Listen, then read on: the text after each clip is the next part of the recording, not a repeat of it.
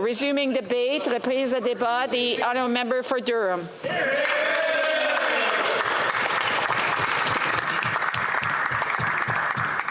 Madam Speaker, I rise in the chamber today as Canada's newest Member of Parliament, elected to represent the riding of Durham. And I have a very clear message to deliver on behalf of my community in Durham. We are tired of the Prime Minister's broken promises. We are tired of the Prime Minister promising to fix this and fix that, and in return what we receive is a life that is harder and more expensive.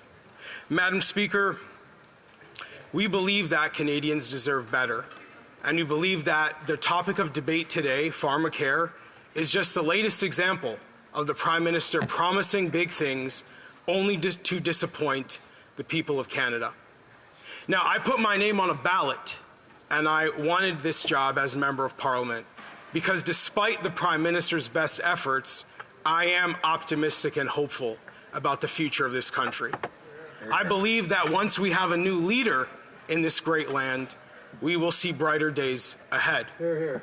And my optimism does not come from these big deficits or these big budget announcements. My optimism comes from my knowledge of the people of Canada and the people of Durham. My optimism comes from people like Kirk Kemp, who runs one of the biggest and most important agricultural businesses in Canada, Algoma Orchards.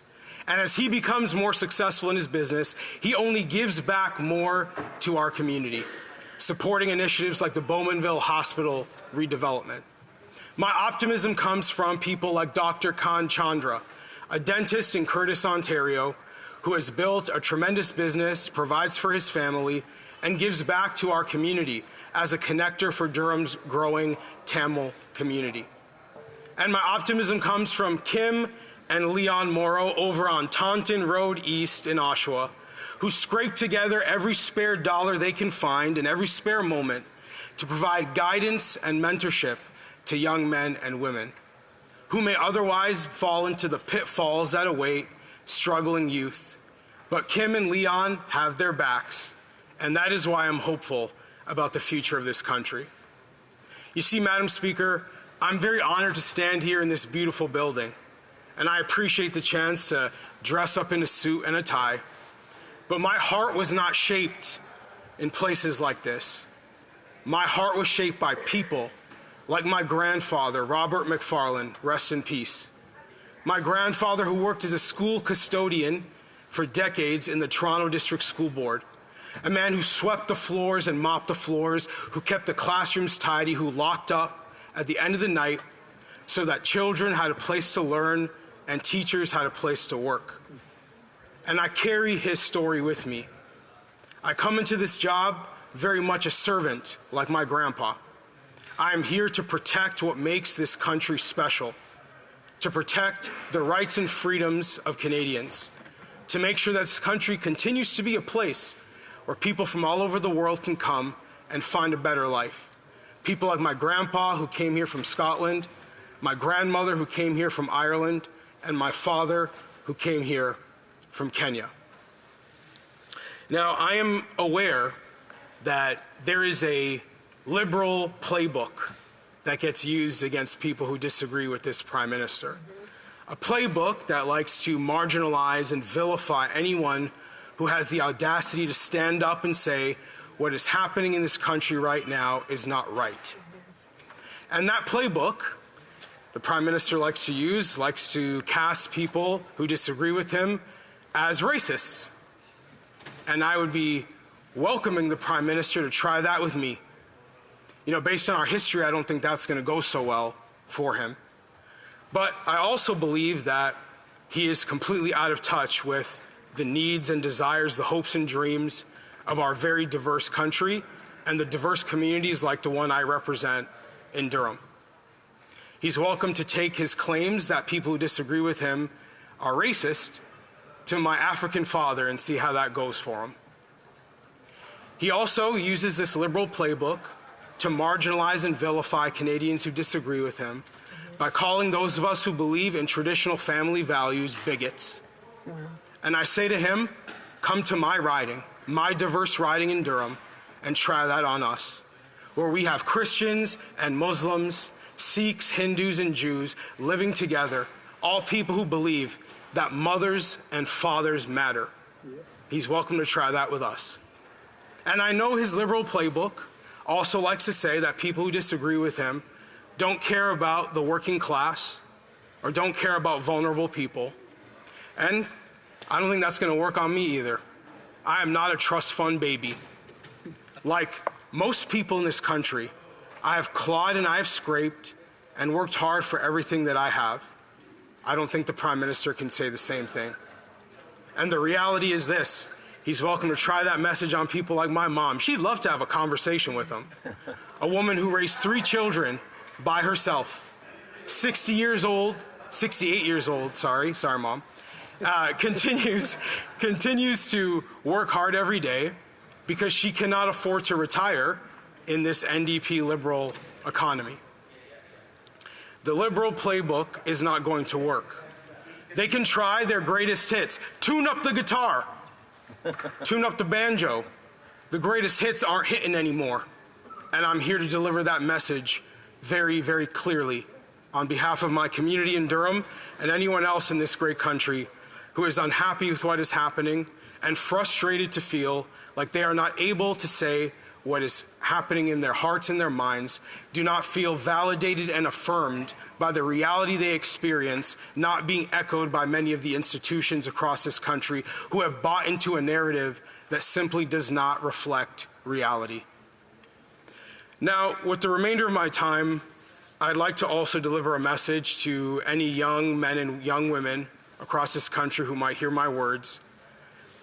My presence in this chamber is a glitch in the system. I'm not supposed to be here. When I was 15 years old, I failed the Ontario literacy test. I was labeled illiterate by the Ontario education system. But I'm here. At the age of 30, I was diagnosed with stage 4 cancer. I sat in a recliner with an IV in my arm pumping my body with chemotherapy drugs. I laid on a hospital bed as radiation lasers ran along my spine for months. But I'm here. I took on woke censorship from corporate Canada, looked them dead in the eye, and I'm here. And I've been the subject of hit piece after hit piece from liberal news media. And guess what? I'm here. Yeah.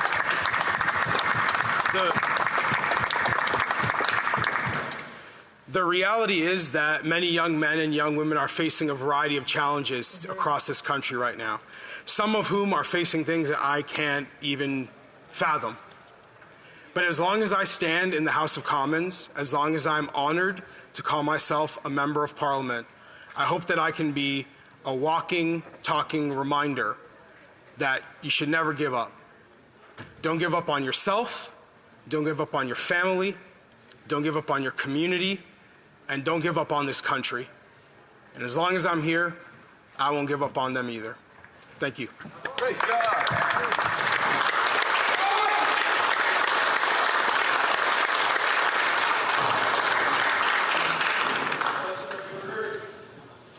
Questions and comments, questions et commentaires. The Honourable Parliamentary Secretary of the Government House Leader. Yes, thank you, Madam Speaker. And I did want to thank the member for sharing his personal stories and to congratulate him on his first speech here in the chamber.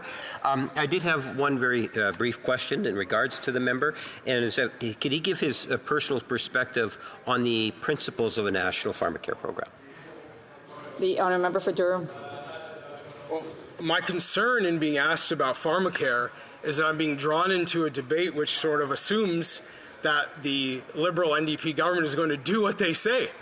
And I think we've seen over the course of the last 8 years that is simply not going to happen. We have a country full of people, tens of millions of people, who have been led to believe over and over and over again that the Liberal NDP government and this Prime Minister are going to deliver for the hardworking people of this country. And yet, that has never happened. So before I would discuss anything like the principles of pharmacare, I'd like to be convinced that anything substantive is actually going to happen for the people of Canada. And I'd love to be able to go back to my riding and say, you know what, they have a plan for us here. Unfortunately, everything I've seen since I got here last Monday has indicated otherwise. Questions and comments? The honourable member for Courtenay-Alberni. Well, Madam Speaker, I'd like to join my colleagues in congratulating my colleague on his election, on his first speech. And Madam Speaker, I recall a great quote from Scott Bryson, who sat both on the Liberal bench and the Conservative bench. When he sat in this House, he said that regardless, and obviously I don't share a lot of the policies of the Conservative Party, he said, but regardless of where you sit in this House, you can make a huge impact and difference for Canadians. And I hope my colleague will also take that into heart and working collectively with each other to try to find solutions to support Canadians as we walk forward together. But Madam Speaker, to the question of insulin, and I know my colleague cited the delays of the Liberal government, I agree, but does he believe that insulin, free of cost, no charge, would be a benefit to his constituents, and would he be willing to work with us to find a pathway to expedite that? Thank you. The honourable member for Durham. You know, when I was a cancer patient at North York General Hospital and Sunnybrook Hospital, I saw many people in very dire health circumstances, people facing all sorts of challenges, some of whom I shared a cancer ward with. And what was very clear to me is that we need programs that can help people who don't have the money to purchase drugs that they need. What we had in that cancer ward at North York General Hospital was a provincial program to help people afford drugs. And what I continue to be confused about as I hear this debate on pharmacare is why exactly there is not greater recognition of the need to work with the provinces in order to solve some of these problems. I saw people right beside me hooked up on the same IVs as I was, getting their bodies pumped with chemotherapy drugs, who depended on those provincial programs in order to get the health care that they needed. And what I worry about, and I think my fellow cancer patients at North York General Hospital would worry about, including cancer patients all across this country, is whether this is a matter of creating more bureaucracy here in Ottawa, or if we're actually concerned with providing people with what they need at an affordable price. Questions and comments? Questions et commentaires. A brief question. The honourable member for Cumberland Colchester. Thanks very much, Madam Speaker, and thank you to my colleague from Durham for his fantastic speech. You know, you've had the opportunity to knock doors very recently, and I wonder if you can enlighten the House of the issues that you... To address questions and comments through the chair and not directly to the members. I apologize to you. He's caught up in the moment, Madam Speaker.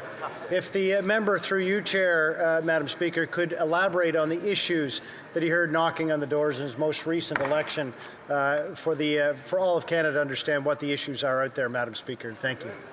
The honourable for Durham has a brief question, please. He's got 50 seconds to respond.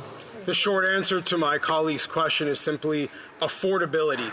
People from all ages, whether they be seniors concerned about their pensions not being able to afford a good quality of life, people my own age living in their parents' basement hoping to move out and start a family one day, across generations, across cultures, across languages. What is uniting Canadians right now is concern over affordability and concern over whether the NDP Liberal government can actually make life easier so we can move forward in our lives in this country. Thank you. Hear, hear.